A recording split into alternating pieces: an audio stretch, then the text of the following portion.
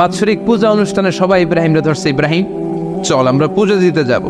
সাইয়েদনা ইব্রাহিম ফানাযারা নাযরাতান ফিন নুজুম, তাকালেন আকাশে আর বললেন ইন্নী সাকিম, আমি যেতে পারবো না, আমি অসুস্থ।